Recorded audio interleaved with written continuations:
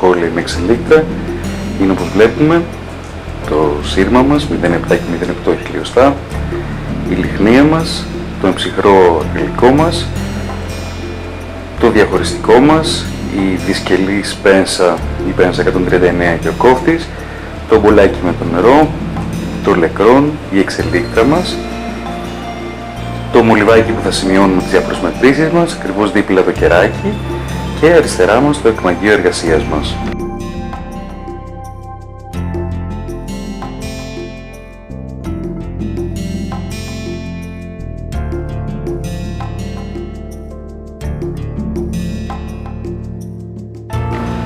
Θα ξεκινήσουμε την κατασκευή του αγκίστρου Adams, σκάβοντας εκείς και άπο στο πρώτο μόνιμο γομφείο, 2 χιλιοστά στη μεσοδόντιο θηλή, κάτω από τη μέγιστη περίμετρο του οδείου, εκεί όπου οι αγκύλες του αγκίστρου Adams θα τοποθετηθούν. Εκείς και άπο λοιπόν βλέπουμε τα δύο σκαψίματα που έχουν γίνει κάτω από τη μέγιστη περίμετρο του δοντιού ώστε να δεχτεί τις αγκύλες του αγκίστρου Adams.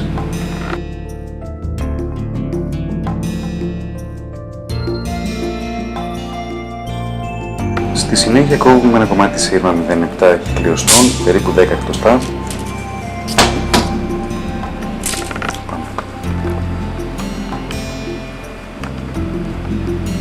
Στο μέσο λοιπόν του σύρματος θα κατασκευάσουμε την οριζόντια δοκό του αγκίστρου Adams. Με επανειλημμένες κινήσεις θα ευθιάσουμε το κομμάτι του σύρματος αρκετά όσο μπορούμε και θα ορίσουμε τώρα την εκείς άπο διάμετρο της οριζόντιας δοκού. Η διάμετρος αυτή πρέπει να έχει μήκος όσο η εκείς, η άπο και η εκείς άπο διάμετρος του δοντιού.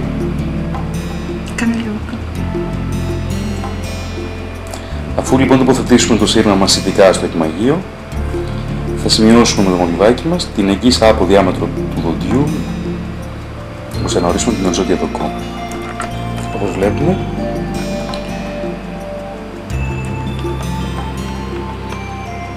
είναι το μήκος της οριζόντιας δοκού μετρούμενο στο εκμαγείο μας μαστικά. Με το πυραμιδικό σκέλος της δισκελούς πένσας θα κατασκευάσουμε ένα τρίγωνο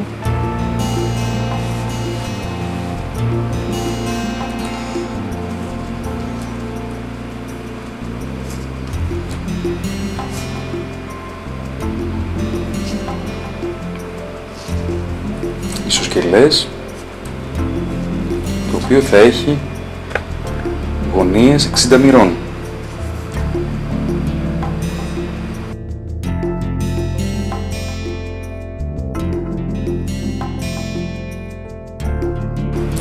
Στη συνέχεια, με το στρόγγυλο σκέλος της πένσας μας, θα κατασκευάσουμε τις δύο αγκύλες. Στο άκρο λοιπόν της δισκελούς πένσας, πιάνοντας χαμηλά το σύρμα, θα κατασκευάσουμε τις δύο αγκύλες, εκείς και άπο.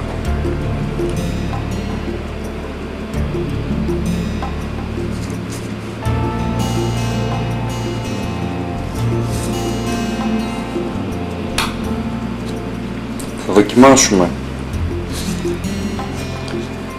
την κατασκευή μας στο εκμαγείο μας. Δοκιμάζουμε λοιπόν τις αγκύλες στο εκμαγείο, εκείς και άπο, στις δύο σοχές που έχουμε παρασκευάσει και στη συνέχεια, πιάνοντας τη μία αγκύλη, θα δώσουμε μία κλίση 45 μοιρών αυτής ως προς την οριζόντια δοκό. Από τη μία και από την άλλη πλευρά. Έχουμε δώσει λοιπόν την κλίση της αγκύλης των αγκυλών των 45 μοιρών ως προς την οριζόντια δοκό και πλησιάζουμε το άγκιστρο που έχουμε ήδη κατασκευάσει και βλέπουμε αν έχει καλή εφαρμογή. Πρέπει να ξέρουμε ότι η δοκός πρέπει να απέχει 2 χιλιοστά από το δόντι και 2 χιλιοστά από τον αφιένα του δοντίου, όπως θα δούμε στη συνέχεια.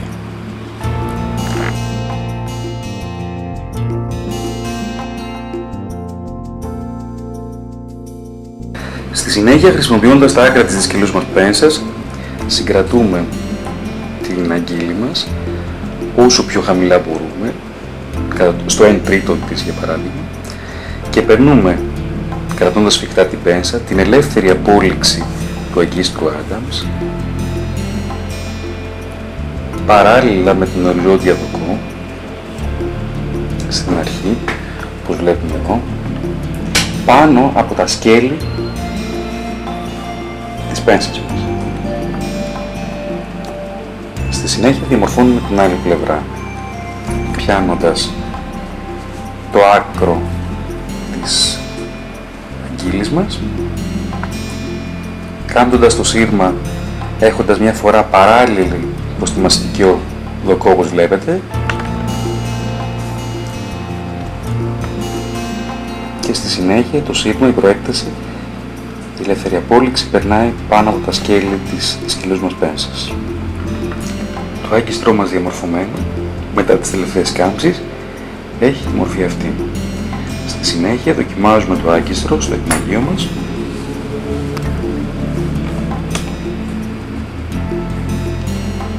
όπου βλέπουμε την εφαρμογή του. Οι ελεύθερες προεκτάσεις έρχονται σφιχτά στις παριακές επιφάνειες εκεί και από του τυριού. Η οριζόντια δοκός απέχει 2 χιλιοστά από το πόντι και πρέπει να απέχει 2 χιλιοστά από τον αφιένα του δοντιού, όπως βλέπετε μπροστά εδώ.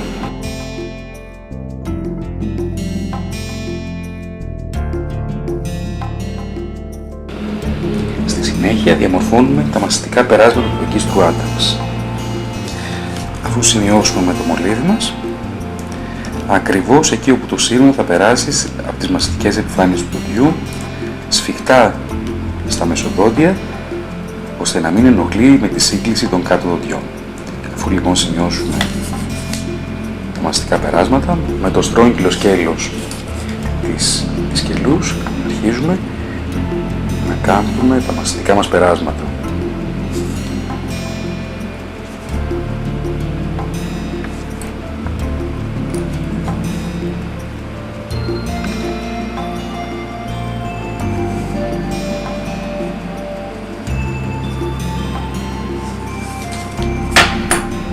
Δοκιμάζοντας διαδοχικά τις κάμψεις που κάνουμε στο εκμαγείο εργασίας μας. Το σύρμα πρέπει πιστά να ακολουθεί τα μεσοδόντια.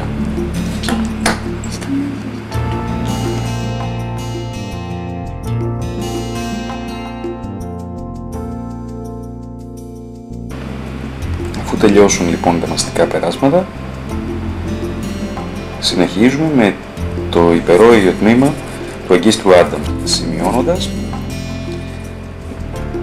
στο σημείο που θα καμφθεί το σύρμα για να περάσει υπερόια. Εκείς, από και εκείς, σκιά.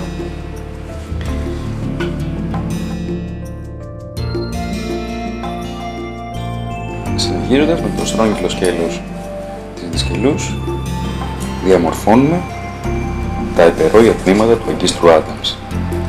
Με μικρές κινήσεις ελέγχουμε τις κινήσεις της κάμψης που δημιουργούμε στο σύρμα θεματικά και πλησιάζουμε σιγά σιγά το σύρμα ώστε να απέχει μισό με 1 χιλιοστό από τον υπερόιο βλενογόνο. Διαδοχικά με αρκετές κάμψεις πλησιάζουμε τις υπερόιες απολύξεις του αγκίστρου Άνταμς προς το βλενογόνο ώστε να απέχει 1 με 1,5 χιλιοστό το σύρμα από αυτόν.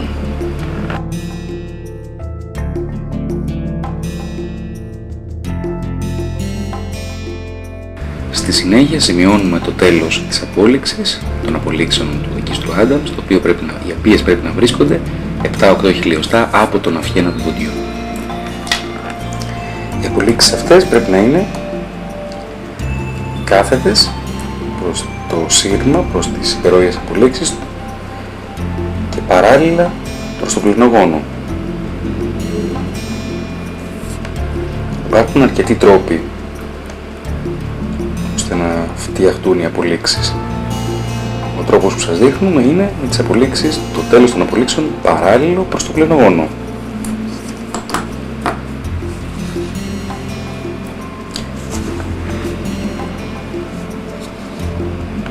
Στη συνέχεια θα κόψουμε τις δύο απολύξεις ώστε να μην υπερκαλύπτει μία την άλλη, προσέχοντας και συγκρατώντας πάντα το άκρο του σύρματος για να μην έχουμε κάποιο ατύχημα.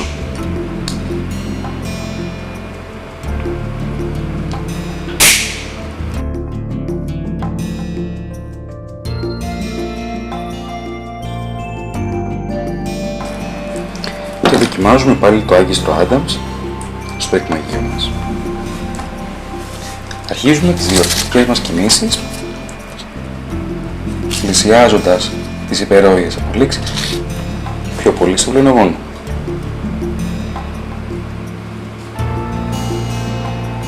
Το άγκιστρο Adams μας έχει τελειώσει.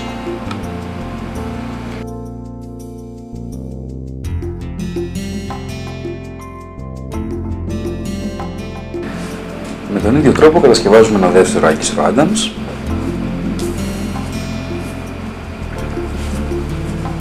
Όπως βλέπουμε στο εκμαγείο μας.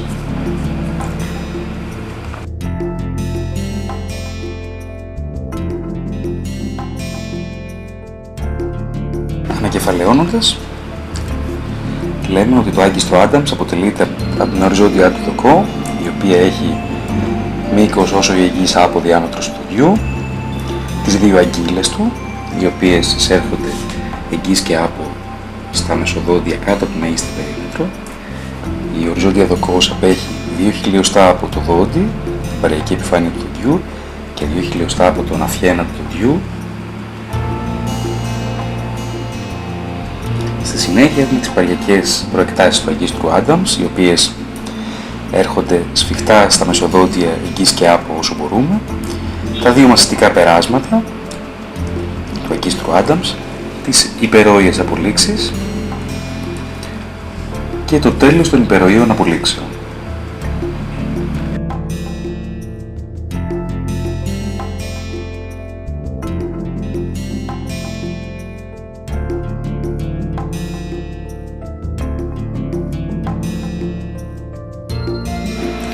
Στη συνέχεια θα κατασκευάσουμε το προστομιακό τόξο του μηχανήματός μας.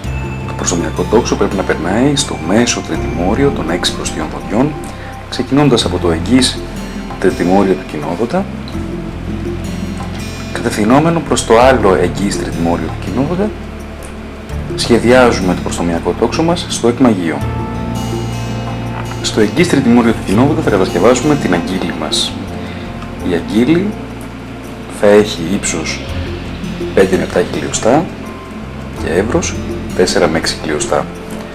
Το ύψος της αγγύλης καθορίζεται από το μέγεθος του δοντιού. Πρέπει να είναι 1 χιλιοστό πάνω από τον αφιένα του κοινόδοντα.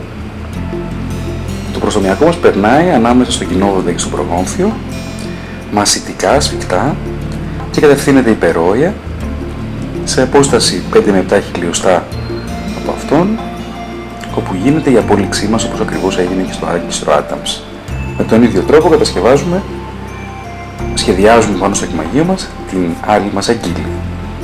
Από το εγγύς τριτημόριο του κοινόδοντα, με ύψος 5 με 7 χιλιοστά, κατευθυνόμαστε άπο στο μεσοδόντιο μεταξύ του κοινόδοντα και του προγομφίου. Μασιτικά περνάει σφιχτά ανάμεσα στο κοινόδοντα και στο προγόμφιο και 5 με 7 χιλιοστά από τους αφιένες του δοντιών γίνεται η απόλυξη.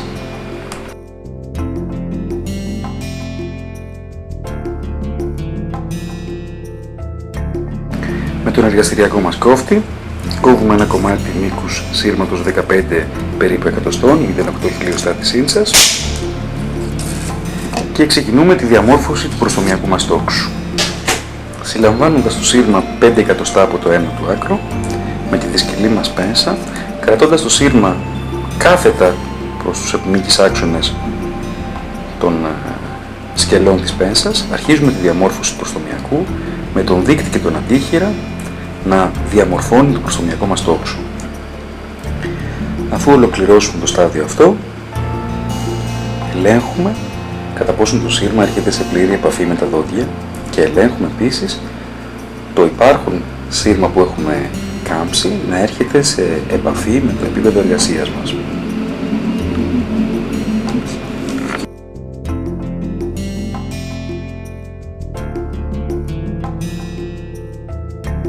Σημειώνουμε με το μολύβι μας το σημείο που θα ξεκινήσει η αγκύλη μας ακριβώς στο εγγύς τριτημόριο του κοινόδοντα.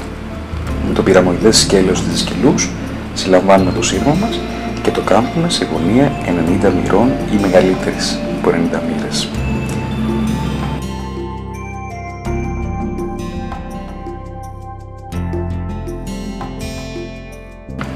Αφού πραγματοποιήσουμε την κάμψη αυτή, πρέπει να σημαδέψουμε ώστε να ξεκινήσει το άνω τμήμα της αγκύλης, το οποίο πρέπει να βρίσκεται 1 χιλιοστό πάνω από τις οθιένες.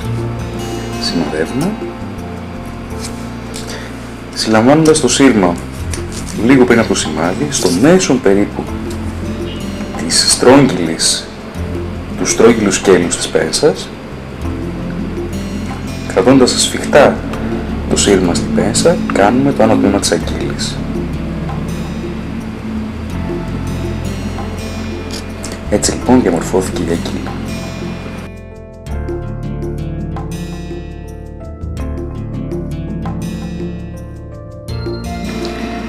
Αφού διαμορφώσουμε το άνω τμήμα της αγκύλης, θα κάμψουμε την αγκύλη μας ώστε να αρχίσει να περνάει παράλληλα μεταξύ κοινόδοντα και προγονθείου.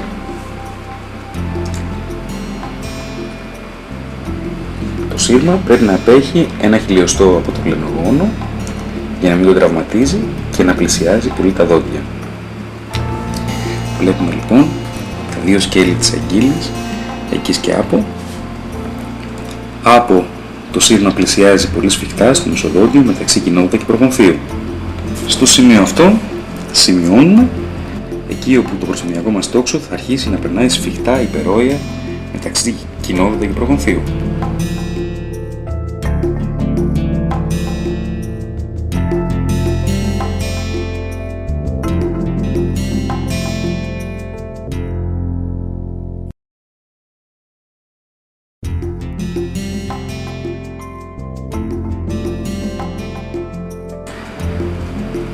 Χρησιμοποιώντας τη σκελή πένσα με το στρόγγυλο σκέλος από την εσωτερική μεριά, ακριβώς εκεί που έχουμε σημαδέψει, ξεκινούμε τα μασητικά περάσματα του προστομιακού μας τόξου. Δοκιμάζουμε στο εκμαγείο.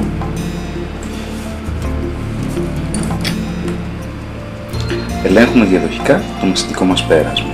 Το σύρμα πρέπει να βρίσκεται σφιχτά μεταξύ κοινόδοντα και προγονθείου και διαμορφώνουμε σιγά σιγά την υπερόια κάμψη του προστομιακού τόξου.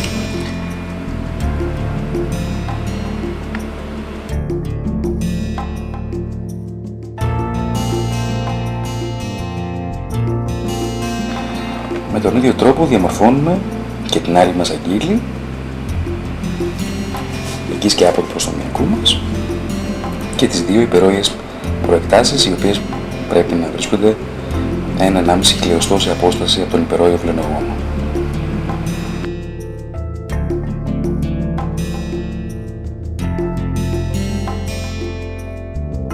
Στη συνέχεια σημειώνουμε 5 με 7 χιλιοστά από τον αυχένα υπερόια που θα γίνει το τέλος της απόλυξής μας. Τοποθετώντας το σημάδι στο σημείο που έχουμε σημειώσει με το πυραμιδικό σκέλος της πένσας, κάμπτουμε το τέλος της απόλυξης και δοκιμάζουμε στο εκμαγείο μας ώστε το τέλος της απόλυξης να είναι παράλληλο προς το βλενογόνο, τον υπερόιο βλενογόνο. Οι υπερόιες απολύξεις σε όλη την πορεία της κάμψης πρέπει να απέχουν 1,5 χιλιοστά από το βλενογόνο και η απόλυξη, το τέλος της απόλυξης να είναι 2-3 χιλιοστά. Με τον ίδιο τρόπο φτιάχνουμε και την άλλη απόλυξη του προστομιακού μας.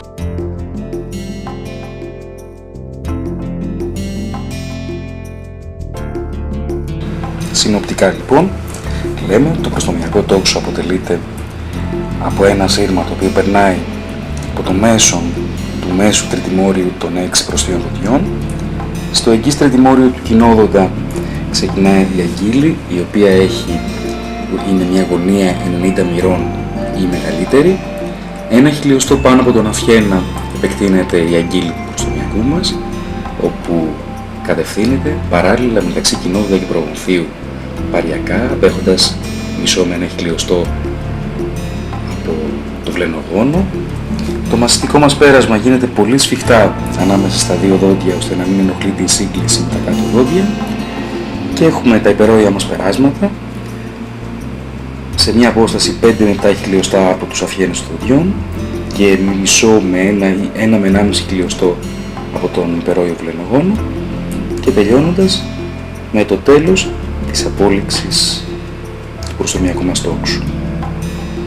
Βλέπουμε λοιπόν μια κάτωψη του προστομιακού μας τόξου.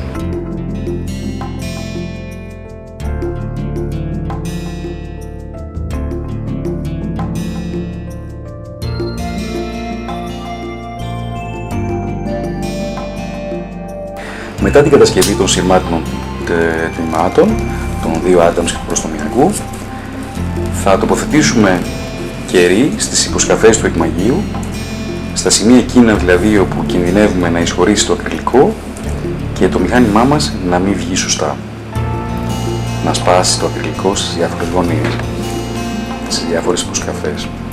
Βάζουμε λοιπόν κεράκι σε όλα τα σημεία όπου υπάρχουν υποσκαφές, ούτως ώστε το ακριλικό να μην τοποθετηθεί μέσα σε αυτές, όπως βλέπετε στο εκμαγείο μας. Συνέχεια τοποθετούμε το εκμαγείο μας μέσα σε ένα μπολ με νερό για 10 περίπου λεπτά, έτσι ώστε η γύψος να απορροφήσει νερό και να μην απορροφήσει η γύψος το υγρό ακριλικό μας. Στη συνέχεια, αφού βγάλουμε το εκμαγείο από το νερό και στεγνώσει, το περνάμε με διαχωριστικό στα σημεία εκείνα όπου θα τοποθετήσουμε ακριλικό, για να βγει, αφού πολυμεριστεί το μηχάνημα, καλά χωρίς να σπάσει. Στη συνέχεια, αφού τοποθετήσουμε τα σειρμάτινα εξαρτήματα στο εκμαγείο μας, τα συγκολλάμε χρησιμοποιώντας συγκολλητικό κερί στην περιοχή των αγκυλών για τα Adams και στις μαστικές επιφάνειες.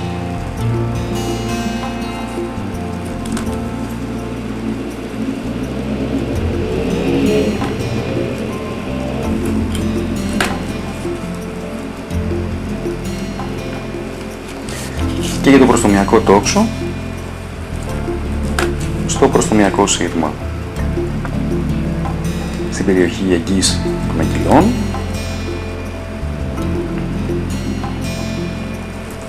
και σε 2-3 σημεία στην πορεία του προστομιακού τόξου, καθώς επίσης και στα μαστικά περάσματα μεταξύ κοινοδόντων και προγονθίων.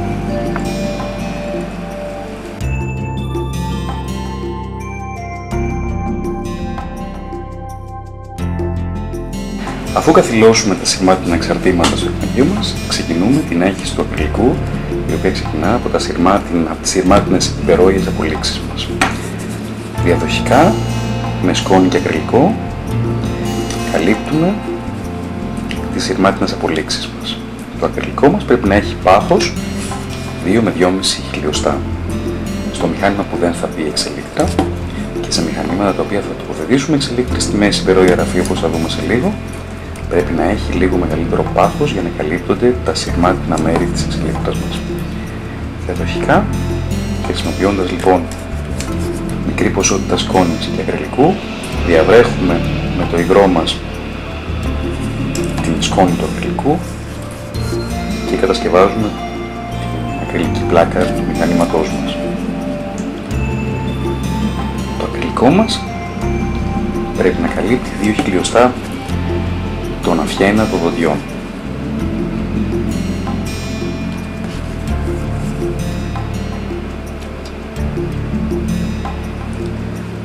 Συνεχίζουμε λοιπόν την κατασκευή της υπερόιας μας πλάκας, της ακριλικής μας πλάκας. Στο σημείο αυτό τοποθετούμε ακριλικό στο μέσο του μηχανήματος και πιάνουμε την εξελίκτρα μας και την τοποθετούμε με τέτοιο τρόπο ώστε το τέλος της εξελίκτρας να βρίσκεται στην μέση υπερόια γραμμή του εκμαγείου μας και το τέλος της να βρίσκεται στις εγγύης νοητές επιφάνειες που ενώνουν τους δύο γομφίους δεξιά και αριστερά, τους δύο πρώτους μόνιμους γομφίους του εκμαγείου μας. τοποθετούμε την εξελίκτρα και προσθέτουμε ακριλικό, έτσι ώστε να σκεπαστούν τα σημάτινα τμήματα της εξελίκτρας. Πρέπει να προσέξουμε ώστε η εξελίκτρα να μπει παράλληλα προς τη μέση υπερόια γραμμή, να μπει αρκετό ακριλικό ούτως ώστε να σκεπαστούν τα σημάτινα τμήματα της εξελίκτρας. Με διάφορες διορθωτικές κινήσεις, ακόμα δεν έχει πολυμεριστεί το ακριλικό μας, μπορούμε να διαμορφώσουμε δεξιά ή αριστερά αντίστοιχα την εξελίκτρα μας. Στη συνέχεια, με το εργαστηριακό μαχαιρίδιο αφαιρούμε τις περίσσιες του ακριλικού προτού το μηχάνημα τοποθετηθεί στην χύτρα για να πολυμεριστεί, για να μην έχουμε πολυτρόχισμα στο επόμενο στάδιο μας, όπως θα δούμε.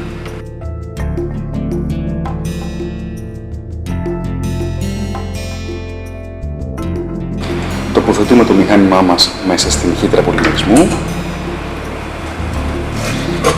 κλείνουμε τη χύτρα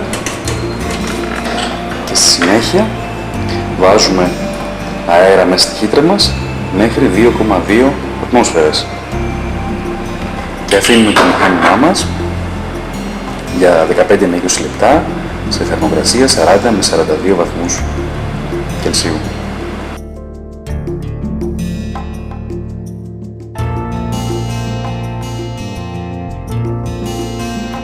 Τα εξαρτήματα που θα χρησιμοποιήσουμε για τον τροχισμό, τη λίανση και στήλβωση του μηχανήματος είναι οι τρεις φρέζες στο κάτω μέρος της εικόνας μας, η φρέζα κοπής ακριλικού, τροχισμού και το γυαλόχαρτο, και πάνω είναι οι δύο πάνινοι κόνοι μας για την λίανση και στήλβωση του ακριλικού, και δεξιά η ευθεία χειρολαβή που θα χρησιμοποιήσουμε τις τρεις φρέζες.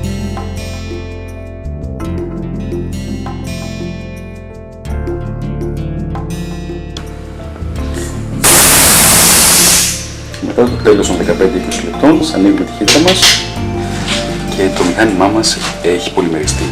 Θα ξεκινήσει λοιπόν τώρα η διαδικασία του τροχισμού και της στήλβωσης και λίανσης του μηχανήματος.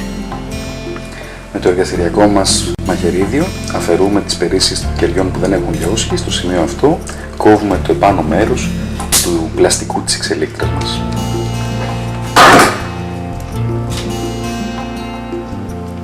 Με προσεκτικές κινήσεις αφαιρούμε το μηχάνημά μας από το εκμαγείο μας, προσέχοντας να μην σπάσουν τα δόντια και να μην σπάσει βέβαια και το ακριλικό μας.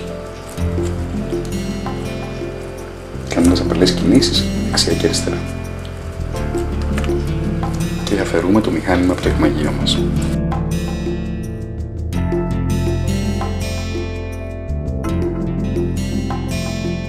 Θα ξεκινήσει τώρα η διαδικασία τροχισμού του μηχανήματος. Χρησιμοποιώντας τη φρέζα τροχισμού ακριλικού, ξεκινάμε τον τροχισμό του μηχανήματος.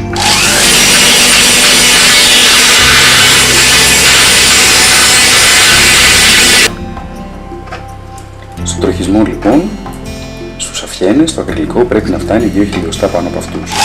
Με τη φρέζα τροχισμού ακριλικού διαμορφώνουμε αντίστοιχα όλους τους αφιένες του των δοντιών, ξεκινώντας από την οπίστια περιοχή που υπάρχει το Adams, προσεκτικά τροχίζοντας, έτσι ώστε η φρέζα να μην πληγώσει, να μην καταστρέψει το σύρμα μας. Συνεχίζουμε τον τροχισμό του μηχανήματος. Στο πίσω μέρος του μηχανήματος το ακριλικό μας πρέπει να παρακάμπτει αρκετά, να απέχει αρκετά από τη μαλακή υπερόα, όπως βλέπετε ακριβώς στην εικόνα σας.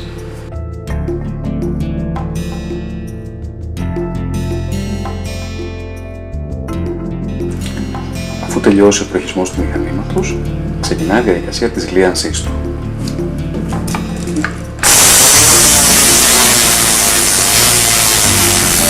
Στο σημείο αυτό, μετά το γυάλισμα του μηχανήματος, τοποθετούμε το μηχάνημα στο εκμαγείο και βλέπουμε, εάν τυχόν χρειάζονται κάποιες άλλες διορθώσεις, το μηχάνημα ήδη πρέπει να είναι λίο, να μην έχει καμία προεξοχή, το ακριλικό μας να είναι καλά τροχισμένο.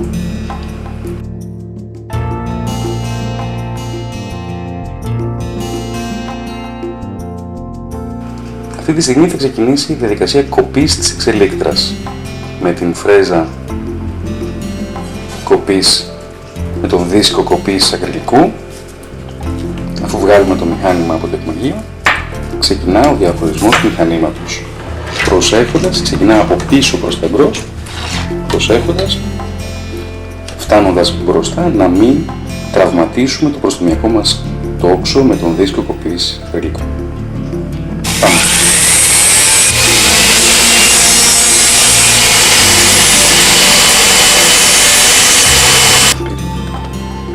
Αφού ολοκληρωθεί η κοπή του ακριλικού της ακριλικής πλάκας, δοκιμάζουμε με το κλειδί την εξελίκτρα μας, να δούμε αν ανοίγει το μηχάνημα μας ή όχι, αν υπάρχει κάποια περίσσια ακριλικού και δυσκολεύει τη διάνοιξη της εξελίκτρας. Πρέπει να τονιστεί πλέον ότι καθ' όλη τη διάρκεια τροχισμού του μηχανήματός μας δεν πρέπει να τροχιστεί η εσωτερική επιφάνεια του μηχανήματος του ακριλικού παρά μόνο η εξωτερική επιφάνεια, όχι δηλαδή αυτή η επιφάνεια παρά η εξωτερική επιφάνεια του μηχανήματος. Στη συνέχεια, αφού με το κλειδάκι μας ανοίξουμε 2-3 στροφές του μηχανημά μας, το εργαστηριακό μαχαιρίδιο, αφαιρούμε τα υπολείμματα της πλαστικής βάσης της εξελίκτρας, του πλαστικού προστατευτικού της εξελίκτρας. Αφαιρεθούν τα πλαστικά υπολείμματα της εξελίκτρας, ξανακλίνουμε το μηχάνημά μας με το κλειδάκι και ξεκινάει η διαδικασία της στήλβωσης του μηχανήματος.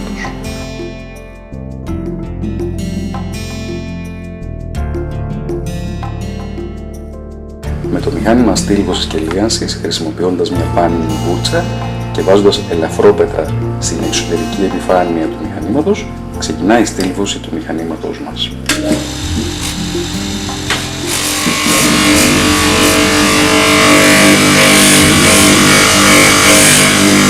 Αφού τελειώσουμε τη στήλβωση με την ελαφρόπετρα, τοποθετούμε σαπούνι στην επιφάνεια του μηχανήματος του ακριλικού μας και μια πιο μαλακή πάνινη βούρτσα ξεκινούμε τη συνέχεια της στήλβωσης και το τελείωμα της στήλβωσης του μηχανήματός μας.